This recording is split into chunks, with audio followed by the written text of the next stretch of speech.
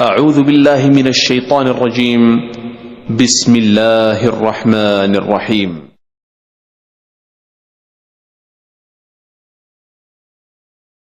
بسم الله الرحمن الرحيم. الحمد لله رب العالمين، صلى الله وسلم على نبينا محمد وعلى آله وصحبه أجمعين وعلى من تبعهم بإحسان إلى يوم الدين.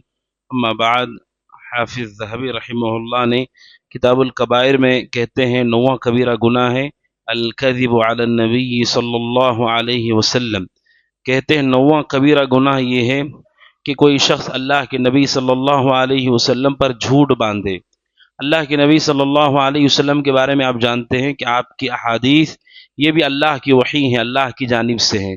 اگر کوئی آدمی اللہ کے نبی کی طرف ایسی بات جوڑتا ہے جو آپ نے نہیں کہی تو اس سے کیا ہوتا ہے، لوگ اسے دین سمجھ کر لے لیتے ہیں. مثال کے طور پر نعوذ باللہ، اگر میں آپ سے کہوں دیکھیے نماز کے بعد آپ یہ ذکر کریں گے تو اس کی یہ فضیلت ہے، ایسی بات میں کہہ دوں جو اللہ کے نبی نے نہیں کہی تو آپ تمام اسے دین سمجھ کر، ثواب سمجھ کر کے لے لیں گے. تو ہم نے دین میں اضافہ بھی کیا اور اللہ کے نبی پر جھوٹ بھی باندھا اور اللہ کے دین کو تبدیل بھی کر دیا. یہ بہت بڑا گناہ ہے. امام ذہبی رحمہ اللہ نے شروعات اسی سے کی ہے کہ اللہ کے نبی پہ جھوٹ باندھنا یہ کفر ہے اور ایسا شخص ملت اسلام سے خارج ہو جاتا ہے. اگر کوئی جانتے بوجھتے یہ کہے کہ اللہ کے نبی کے بارے میں جھوٹ بولنے میں کوئی مسئلہ نہیں ہے اور وہ جھوٹی حدیثیں بیان کر رہا ہے، اسے حلال سمجھتا ہے، کہتے ہیں کہ وہ اسلام سے خارج ہو جاتا ہے، کیونکہ اس کی وجہ سے حلال حرام ہو جائے گا، حرام حلال ہو جائے گا، جو کہ کفر ہے.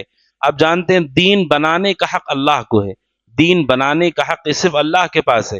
جب کوئی آدمی اللہ کے نبی کے دین میں جھوٹ بولتا ہے، جھوٹی حدیثیں بیان کرتا ہے، حلال کو حرام کرتا ہے، حرام کو حلال کرتا ہے، تو یہ کفر ہے اگر وہ جان بوجھ کر کے ایسا کرتا ہے. امام ذہبی رحمہ اللہ نے اسی سے شروعات کی ہے. اس کے علاوہ جو جھوٹ ہم بولتے ہیں دنیاوی معاملات میں، اس کا نقصان آخرت کے ہمارے دین پر نہیں ہوتا ہے، دین پر اس کا نقصان نہیں ہوتا ہے. اگر کوئی مجھ سے کہے آپ ہیں، کل میں کہوں کل میں نہیں ہوں جبکہ میں یہی ہوں، تو یہ جو جھوٹ ہے اس کی وجہ سے اللہ کا دین نہیں تبدیل ہوتا ہے. ہمارا یہ گناہ ہے، ہمیں نقصان ہوگا، لیکن نبی پر جھوٹ باندھنے سے اللہ کے دین میں تبدیلی ہوتی ہے. اسی لیے امام ذہبی رحمہ اللہ نے اس کا حکم پہلے بیان کیا اور آگے حدیث نقل کی ہے، بخاری کی حدیث، مشہور حدیث. اللہ کے نبی صلی اللہ علیہ وسلم نے فرمایا ان کذبا علی لیس ککذب علی غیری، مجھ پر جھوٹ باندھنا کسی اور انسان پر جھوٹ باندھنے کی طرح نہیں ہے. من کذب علی متعمدا، جو جان بوجھ کر مجھ پر جھوٹ باندھتا ہے، فلیتبوأ مقعدہ من النار، تو اسے اپنا ٹھکانہ جہنم میں بنا لینا چاہیے. جو اللہ کے نبی پہ جان بوجھ کر جھوٹ باندھتا ہے، آپ نے کہا وہ اپنا ٹھکانہ جہنم میں بنا لے. یہ حدیث متواتر ہے، بلکہ بعض محدثین کہتے ہیں کہ پورے اسلام نے ایک ہی ایسی حدیث ہے جس کو روایت کرنے والے 10 مبشرہ ہیں، 10 جنتی صحابہ، سب کے سب انہوں نے یہ حدیث روایت کی ہے. بلکہ بعض محدثین نے یہاں تک کہا کہ اس حدیث کو بیان کرنے والے 60 سے زیادہ صحابہ ہیں، 60 سے زیادہ صحابہ نے اللہ کے نبی سے حدیث بیان کی ہے. اسلام میں اس سے زیادہ ایک حدیث کو 60 صحابہ نے بیان کیا ہے، اس کے علاوہ کوئی اور حدیث نہیں ہے. جیسے ابو ہریرہ رضی اللہ عنہ، وہ زیادہ مشہور ہے، ان کی حدیثیں زیادہ ہیں. یہ ایسی حدیث ہے، کہتے ہیں 60 سے زیادہ صحابہ نے اسے روایت کیا ہے. 10 مبشرہ نے تمام نے اس حدیث کو اللہ کے نبی سے بیان کیا ہے. یعنی یہ صحابہ میں مشہور اور معروف حدیث ہے کہ اللہ کے نبی صلی اللہ علیہ وسلم پہ جھوٹ باندھنا جائز نہیں ہے. اللہ کے نبی صلی اللہ علیہ وسلم کی حدیثوں سے متعلق صحابہ حد درجے محتاط تھے، حد درجے محتاط تھے. انس بن مالک رضی اللہ عنہ، جنہوں نے 10 سال تک اللہ کے نبی کی خدمت کی ہے، ان سے بھی پوچھا گیا آپ حدیثیں کم بیان کرتے ہیں، کیوں کم بیان کرتے ہیں؟ حضرت ابو ہریرہ نے کہا حضرت انس بن مالک نے کہا میں اس لیے کم بیان کرتا ہوں کہ کہیں میرے زبان سے کوئی ایسی بات نہ نکل جائے جو اللہ کے نبی پہ جھوٹ ہو، اس وجہ سے میں کم حدیثیں بیان کرتا ہوں. اور عبداللہ بن مسعود رضی اللہ عنہ کے بارے میں ہے کہ جب وہ اللہ کے نبی کا نام لیتے تھے، قال رسول اللہ کہتے تھے صلی اللہ علیہ وسلم، تو پسینے سے وہ شرابور ہو جاتے تھے، چہرے سے پسینہ ٹپکنے لگتا تھا اور وہ گھبرا کر کے حدیث پوری ہونے کے بعد کہتے تھے اللہ کے نبی نے اسی طرح سے، اس کے قریب قریب، اسی جیسا، یعنی بار بار ریپیٹ کرتے تھے وہ کہ میں نے جو بات کہی ہے 100% یہی لفظ تھے، اس میں احتیاط کرتے ہوئے کہتے تھے اللہ کے نبی نے ایسی ہی بات کہی تھی، اس جیسی بات کہی تھی، اس کے قریب قریب بات کہی تھی، کہتے پسینے سے شرابور ہو جاتے تھے، اتنا زیادہ خوف کھاتے تھے وہ کہ کہیں کوئی ایک حرف بھی، ایک لفظ بھی ادھر ادھر نہ ہو جائے۔ پھر اس کے بعد کے زمانوں میں خاص طور پر محمد بن سیرین رحمۃ اللہ علیہ جو تابعی ہیں کہتے ہیں جب حضرت عثمان کو شہید کر دیا گیا اس کے بعد سے حدیثوں میں جھوٹ بولنا زیادہ ہو گیا۔ جب فرقے بدعتی فرقے، سب سے پہلے خوارج پھر روافظ، جب یہ لوگ وجود میں آئے، گمراہ فرقے بڑھنے لگے، حضرت عثمان کی قتل کے بعد سے حدیثوں میں جھوٹ بولنے کا سلسلہ زیادہ ہو گیا۔ کہتے ہیں اس کے بعد سے صحابہ بہت محتاط ہو گئے۔ کہتے محمد بن سیرین رحمۃ اللہ علیہ حضرت عثمان کے شہادت کے بعد جب بھی کوئی آدمی آ کر کے کہتا کہ اللہ کے نبی نے کہا ہے تو صحابہ تابعین مجھ سے پوچھتے تھے سموا لنا رجالکم، کہتے تھے تمہیں کس نے یہ بات بیان کی ہے، یعنی سند پوچھتے تھے۔ اللہ کے نبی کی حدیثوں کو اللہ نے سندوں کے ذریعے سے محفوظ رکھا ہے کہ جب کوئی کہے اللہ کے نبی نے کہا ہم اسے پوچھتے ہیں اس کی سند کیا ہے، آپ سے اس حدیث کو کس نے بیان کیا ہے، اور اس سے پتہ چلتا ہے کہ آپ نے جس سے حدیث سنی ہے وہ آدمی صحیح ہے کہ نہیں ہے۔ اگر کوئی یہ کہے کہ مجھ سے حدیث بیان کی ہے فلاں آدمی نے اور وہ آدمی کوئی رافضی ہے، اب وہ رافضی آدمی ہے وہ کون سے سچی بات کہے گا اللہ کے دین کے بارے میں، اس کی حدیث کا کوئی اعتبار نہیں ہے۔ تو کہتے ہیں حضرت عثمان کی شہادت کے بعد سندوں کی تحقیق کا سلسلہ بڑھ گیا، بلکہ صحیح مسلم میں ہے کہ حضرت عبداللہ بن عباس رضی اللہ تعالیٰ عنہما ایک مرتبہ موجود تھے ایک جگہ پر، مشہور تابعی ہیں مجاہد بن جبر المکی رحمہ اللہ، کہتے ایک اور تابعی ہیں بشیر رضی رحمۃ اللہ علیہ عبداللہ بن عباس کے پاس آئے اور آ کر کے بہت ساری حدیثیں بیان کرنے لگے۔ حضرت عبداللہ بن عباس ان کی طرف نہیں دیکھ رہے تھے۔ جب ایک تابعی آ کر کے صحابی کے سامنے حدیث سنا رہے تو عبداللہ بن عباس ان کے چہرے کی طرف نہیں دیکھ رہے، جبکہ ادب یہ ہے جب اللہ کے نبی کی حدیثوں کو بیان کیا جائے آدمی بولنے والے کی طرف دیکھے اور توجہ کے ساتھ اللہ کے نبی کی بات کو سنے، یہ اللہ کے نبی کی حدیثوں کی تعظیم اور احترام میں سے۔ حضرت عبداللہ بن عباس رضی اللہ تعالیٰ عنہ اس کی طرف نہیں دیکھ رہے تھے، تو انہوں نے پوچھا حدیثیں ختم ہونے کے بعد کہ کیا وجہ ہے، میں اللہ کے نبی کی حدیثیں سنا رہا ہوں آپ میری طرف نہیں دیکھ رہے۔ عبداللہ بن عباس نے کہا رضی اللہ تعالیٰ عنہما پہلے کی بات اور تھی، پہلے جب بھی کوئی ہمارے درمیان کوئی شخص اللہ کے نبی کا نام لیتا تھا ہماری نگاہیں اسے گھورنے لگتی تھیں اور ہم متوجہ ہو کر کانوں کو اس کی طرف ڈال کر کے اچھی طرح سنتے تھے اور سمجھتے تھے عمل کرنے کی نیت سے۔ لیکن اب زمانہ بدل گیا ہے، اب حالتیں بدل گئی ہیں۔ فَلَمَّا رَكِبَ النَّاسُ الصَّعْبَ وَالذَّلُولَ، اب لوگوں کا معاملہ یہ ہے کہ وہ دیکھتے ہی نہیں ہیں کہ حدیثیں کس نے بیان کی ہیں، کہاں سے آ رہی ہیں، ہر بات آدمی بیان کر دیتا ہے۔ عبداللہ بن عباس کہتے ہیں ہم وہی حدیث سنتے ہیں جن کو ہم جانتے ہیں، یعنی جو صحابہ میں مشہور ہے وہی حدیث ہم سنتے ہیں، اس کے علاوہ دوسری باتیں اگر کوئی آ کر ہم سے کہے ہم اسے نہیں سنتے ہیں۔ یعنی صحابہ کے عہد سے ہی اس کا سلسلہ شروع ہو گیا کہ وہ تحقیق کرتے تھے۔ اور آپ جانتے ہیں اللہ کے نبی کے حدیثوں میں بہت جھوٹ بولا گیا ہے، بہت زیادہ جھوٹ بولا گیا ہے، بلکہ بعض سلف نے کہا زندیق لوگوں نے، بے دین لوگوں نے اللہ کے دین میں تقریباً 12,000 جھوٹی حدیثیں پھیلائی ہیں، 12,000 جھوٹی حدیثیں پھیلائی ہیں، اور جب انہیں پکڑا گیا ہے تو انہوں نے کہا کہ ہمیں قتل بھی کر دو تب بھی تم مسلمانوں کو نہیں بچا سکتے، ہم نے ہزاروں حدیثیں ان کے بیچ میں پھیلا دی ہیں۔ آپ دیکھیں بدعتیں اسی پر کھڑی ہیں، آج جو لوگ بدعتیں کر رہے ہیں ان کی بنیاد آپ پوچھیں، آپ تحقیق کریں، جھوٹی من گڑت حدیثوں پہ ان کی پوری بنیاد ہے، ان کا پورا مسلک اسی پر کھڑا ہے، پورا دین ان کا اسی پر کھڑا ہے۔ کہتے ہیں زنادقہ نے 12,000 سے زیادہ حدیثیں مسلمانوں میں پھیلا دی۔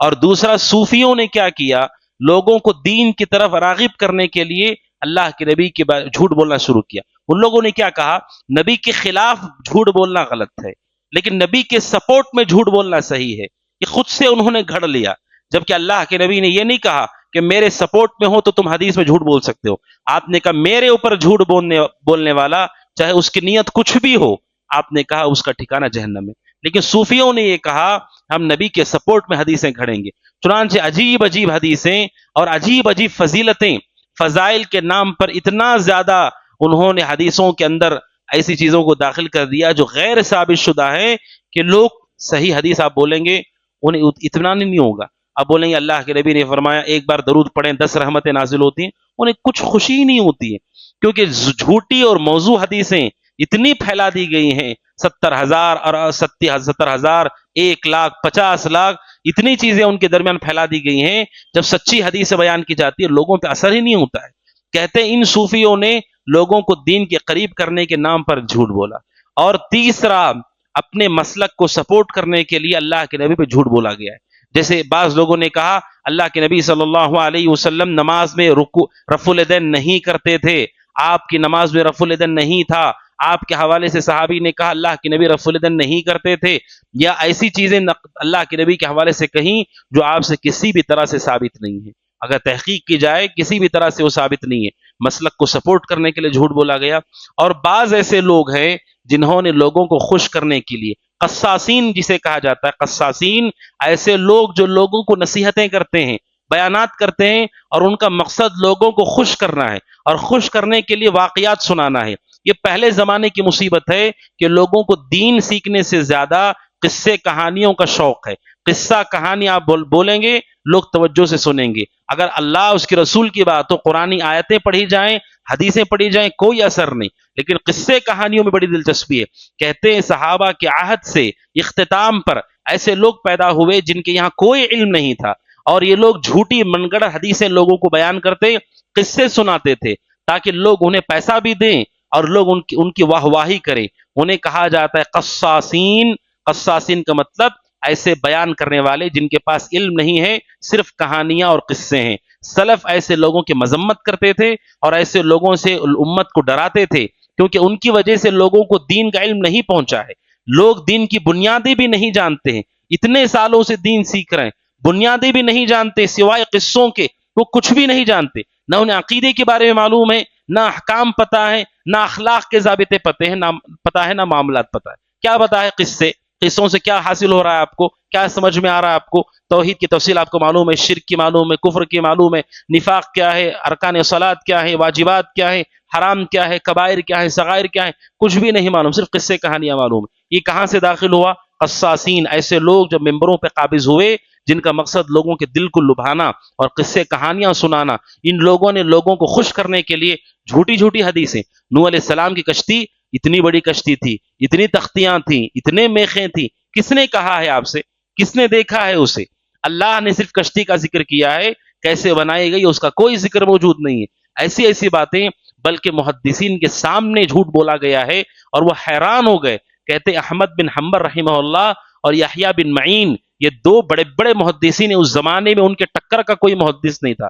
یہ دو لوگ ایک مسجد میں گئے، نماز ختم ہونے کے بعد ایک آدمی کھڑا ہوا اور کھڑے ہو کر کے کہا کہ مجھ سے یہ حدیث بیان کی ہے احمد بن حنبل نے، یحییٰ بن معین نے، سامنے ہی بیٹھے ہوئے ہیں وہ، اور وہ نہیں جانتا ہے کہ یہی لوگ ہیں، وہ یہی لوگ ہیں کر کے اسے نہیں معلوم ہے۔ وہ جھوٹا آدمی جس نے کبھی زندگی میں علم حاصل نہیں کیا ہے، کھڑے ہو کر کہا یحییٰ بن معین نے کہا ہے، احمد بن حنبل نے کہا ہے، اور جھوٹی سند گھڑ کر کے کہا اللہ کے نبی نے فرمایا جو لا الہ الا اللہ کہتا ہے اس کا کلمہ پرندہ بنتا ہے، وہ پرندہ سونے کا ہوتا ہے۔ سب کچھ بیان کیا۔ جب اس کی تقریر ختم ہو گئی، لوگ اپنے جیب سے پیسہ نکال نکال کے اس کو دینے لگے۔ جب لوگ نکلنے گئے، امام احمد بن حنبل رحمہ اللہ اور امام یحییٰ بن معین اس کے پاس گئے اور اس سے کہا کہ تم نے کس سے حدیث سنی ہے؟ یہ کہا میں نے احمد بن حنبل سے سنی، یحییٰ بن معین سے سنی ہے۔ انہوں نے کہا وہ دونوں تو ہم ہی ہیں، اور اللہ کی قسم ہم نے یہ حدیث اپنی زندگی میں کبھی نہیں سنی ہے، نہ ہم نے سنی ہے، نہ ہم نے بیان کی ہے۔ کہتے اتنا جھوٹا تھا وہ۔ اس نے کہا میں سمجھتا ہوں کہ تم بے وقوف ہو۔ ایک اتنے بڑے محدث کو کہتا ہے وہ قصاص، قصے کہانی سنانے والا، کہتا مجھے لگتا ہے کہ تم جھوٹے آدمی ہو۔ اور کہا کیا تمہیں لگتا ہے دنیا میں احمد بن حنبل اور یحییٰ بن معین صرف تم ہی لوگ ہو؟ کیا تمہارے اس نام کا کوئی اور آدمی نہیں پایا جاتا ہے؟ یہ کہہ کر کے امام احمد بن حنبل رحمہ اللہ اور یحییٰ بن معین کا مذاق اڑاتے ہوئے مسجد سے نکل کر کے وہ چلا گیا۔ کہتے محدثین کی زندگیوں میں ایسے لوگ تھے جن کے پاس علم نہیں تھا، اور انہوں نے اللہ کے نبی کے حدیثوں میں جھوٹ بولا ہے، اور وہ سوشل میڈیا پہ معروف ہے، مشہور ہے۔ اور کئی لوگ کیا کرتے ہیں، یوٹیوب میں دیکھتے ہیں، فیس بک میں دیکھتے ہیں، اور کوئی آدمی حدیث بیان کر رہا ہے اسے سن لیتے ہیں اور اسے صحیح مان لیتے ہیں۔ نہیں، یہ جائز نہیں ہے۔ اللہ کے نبی صلی اللہ علیہ وسلم نے فرمایا من کذب علی بنی لہ بیت فی الجنہ، جو آدمی مجھ پر جھوٹ باندھتا ہے جہنم میں اس کے لیے گھر بنایا جاتا ہے۔ اور ایک اور حدیث اللہ کے نبی کی امام ذہبی نے نقل کی ہے، کہا من یقل عنی ما لم اقلہ فَلْيَتَبَوَّأْ مَقْعَدَهُ مِنَ النَّارِ، جو مجھ پہ ایسی بات کہتا ہے جو میں نے نہیں کہی وہ اپنا ٹھکانہ جہنم میں بنا لے۔ اور آخری حدیث امام ذہبی نے نقل کی ہے کہ جو اللہ کے نبی سے حدیث نقل کرتا ہے وہ جانتا ہے کہ یہ جھوٹ ہے، وہ بھی جھوٹوں میں سے ایک جھوٹا ہے۔ آپ جانتے ہیں پھر بھی آپ نقل کر رہے ہیں تو آپ بھی اللہ کے نبی پہ جھوٹ باندھ رہے ہیں۔ جائز نہیں، جب تک ہمیں تحقیق نہ ہو کہ یہ اللہ کے نبی کی بات ہے اس وقت تک اسے نقل نہ کیا جائے، نہ فارورڈ کیا جائے، نہ اس پر یقین کیا جائے، نہ اس پہ عمل کیا جائے۔